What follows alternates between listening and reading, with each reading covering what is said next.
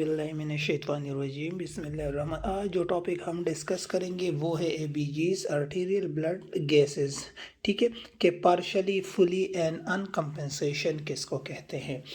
Let suppose आपको अगर एक रिएक्शन याद हो, जो रिएक्शन हमने पढ़ा हुआ था, दैट इज़ कि कार्बन डाइऑक्साइड जब वाटर के साथ मिलता है तो ये H2 कार्बोनिक एसिड बनाते हैं, फिर ये carbonic acid hydrogen ion and bicarbonate ion बनाते हैं। अब ये बाइकार्बोनेट अगर किसी में कमी या ज़्यादती आ जाए तो उसको मेटाबॉलिक डिसऑर्डर कहते हैं, और अगर CO2 की किसी चीज़ में कमी या ज़्यादती आ जाए तो उसको रिस्पायरेटरी डिसऑर्डर कहते हैं। क्या कहते हैं? रिस्पायरेटरी। ठीक है, this is respiratory and this is metabolic disorder कहते हैं। ठीक है, अगर आप नॉर्मल रेंज की बात करें सो पीएच ब्लड का जो होता है नॉर्मल 7.35 से 7.45, लेकिन एब्सोल्यूट जो है दैट इज़ 7.4 ब्लड का। ठीक है, अगर 7.4 से कम तो एसिडिटी की तरफ जाती है, अगर 7.4 से ज़्यादा तो फिर वो बेसिसिटी की तरफ जाती है। बेसिसिटी ड्यू टू बाइकार्ब और acidity is due to CO2 होती है। अगर आप यहाँ पे देखिए पार्शियल प्रेशर ऑफ CO2 जो है दैट इज़ 35 to 45, और बाइकार्बोनेट आयन या बाइकार्ब जो है 22 to 26 है। अब यहाँ पे देखें इन एरोस को आप देखोगे। ठीक है, अगर यहाँ पे अगर pH और CO2 अगर पैरेलल हो तो फिर यहाँ पे ये जो डिसऑर्डर होता है ये मेटाबॉलिक होता है। ठीक है, अब ये दोनों डिक्रीज भी हो सकते हैं, दोनों इंक्रीज भी। अब अगर यहाँ पे आप देखें P को देखें, अगर pH डिक्रीज हो रहा है, CO2 भी डिक्रीज हो रहा है, सो मीन एसिडिटी की तरफ जा रहा है। pH decrease so metabolic acidosis. अगर pH देखें दोनों फिर पैरेलल है, दोनों इंक्रीज हो रहा है, सो फिर इसको मेटाबॉलिक अल्केलोसिस कहते हैं। और अगर दोनों एंटी पैरेलल हो, रिवर्स हो, तो फिर रिवर्स से रिस्पायरेटरी निकला है। ठीक है, सो यहाँ पे देखिए pH डिक्रीज हो रहा है, CO2 इंक्रीज हो रहा है। pH डिक्रीज अगेन एसिडोसिस है, pH इंक्रीज हो रहा है, CO2 डिक्रीज हो रहा है, सो अल्केलोसिस है। आपको पता है ये CO2 और ये एक दूसरे को कंपनसेट करता है। अगर इसका मकदार कम ज़्यादा हो जाए तो बाइकार्ब कंपनसेट करता है, और अगर बाइकार्ब का अमाउंट कम ज़्यादा हो जाए तो फिर इसको CO2 एकोमोडेट या कंपनसेट करता है।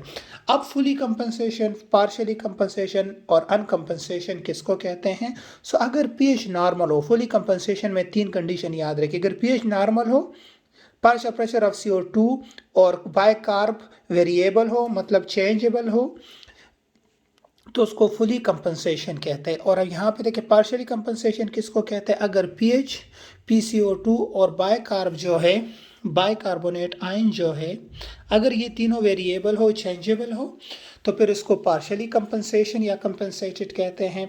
और अगर pH एबनॉर्मल हो, ठीक है, CO2 और CO3 नॉर्मल हो, लेकिन इन दोनों में बास कंडीशन में एक अगर एबनॉर्मल हो तो इसको अनकंपनसेशन कहते हैं। ठीक है, अब यहाँ पे देखिए ये कंडीशंस आपने याद रखनी है। तो यहाँ पे अब आप देखें एग्जांपल नंबर 1 को, अगर pH को आप देखें तो कितना है 7.56 इंक्रीज हो रहा है, CO2 कितना है 20 है, और यहाँ पे HCO3 कितना है दैट इज 20।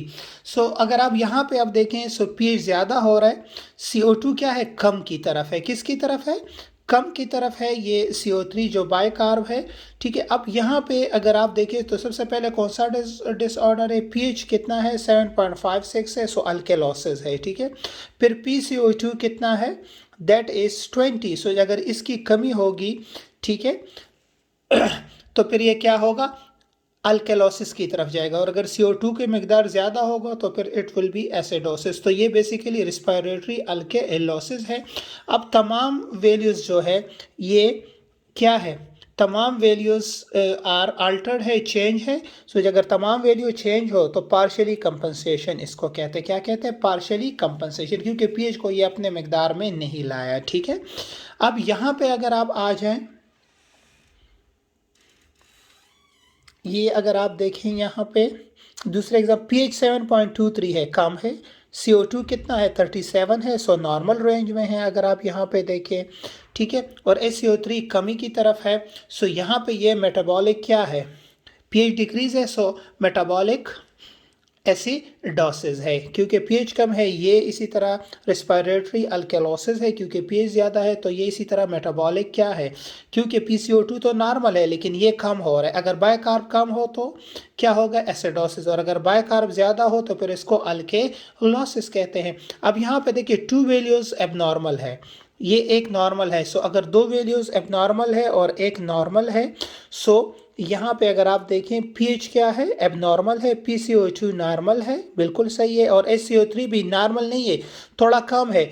लेकिन हमने यहाँ पे पढ़ा था कि अगर ये थोड़ा बहुत एक भी इन तीनों में से अगर एक नॉर्मल हो 2 एबनॉर्मल हो तो फिर इसको हम जनरली क्या कहते हैं, दैट इज कॉल्ड क्या, अनकम्पनसेशन कहते हैं। क्या कहते हैं, अनकम्पनसेशन कहते हैं। नेक्स्ट अगर आप इस थर्ड एग्जांपल पे आ जाए, सो पीएच यहाँ पे आपका है 7.35, PCO2 इंक्रीज है, बायकार्ब भी इंक्रीज है।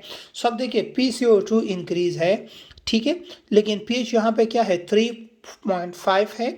अगर CO2 जितना ज़्यादा होगा तो ऑटोमेटिकली हाइड्रोजन आयन ज़्यादा बनेंगे। जब हाइड्रोजन ज़्यादा आयन ज़्यादा बनेंगे तो पीएच डिक्रीज होगा। अब यहाँ पे देखिए नॉर्मल की रेंज में, लेकिन स्टिल हमने कहा कि एब्सोल्यूट 7.4 है तो उससे कम है, सो ये रेस्पिरेटरी एसिडोसिस है। अब यहाँ पे देखें PCO2 भी इंक्रीज है, ये भी इंक्रीज है, सिर्फ पीएच नॉर्मल है। सो एक नॉर्मल है, ठीक है, और आपके 2 वेरिएबल है, सो इसको कहते हैं क्या, फुली कंपनसेटेड। क्या कहते हैं, फुली कंपनसेटेड, क्योंकि यहाँ पे CO2 ज़्यादा है लेकिन बायकार्ब, एसिडिटी ज़्यादा है लेकिन बायकार्ब भी ज़्यादा है, तो पीएच को नॉर्मल रखता है। अगर यहाँ पे देखें सो PCO2 नॉर्मल है, बायकार्ब कम है, तो इसलिए अगर यहाँ पे 37 नॉर्मल है, बायकार्ब कम है, तो इसलिए पीएच भी कम है, तो इसको कंपनसेट नहीं कर सकता। यहाँ पे अगर आप देखें पीएच बहुत ज़्यादा है लेकिन CO2 कम है, तो जब CO2 कम होगा तो ऑटोमेटिकली पीएच ज़्यादा होगा, सो अल्केलोसिस है।